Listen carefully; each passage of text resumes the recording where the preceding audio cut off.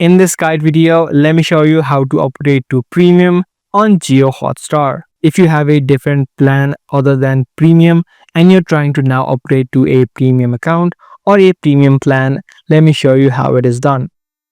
Once you open up the app of Jio Hotstar, make sure you're inside of the My Space section, which is on the bottom right, and then you'll see the option called Upgrade on the top right of the screen. If you have not yet subscribed to any sort of plans, you'll see the option called Subscribe. So whether you have subscribed or not, just tap on the button that you see on the top right of the screen. Inside of this page, you have a few options such as your phone number, your devices that are connected to, and the current plan that you're subscribed to.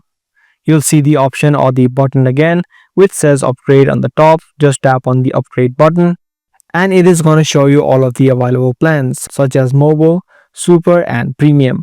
To subscribe to a premium plan, make sure you select the premium option and then you can tap on Upgrade. You can also choose to pay between 3 months or 1 year, whichever suits you the best. So select the premium plan and then just tap on Upgrade.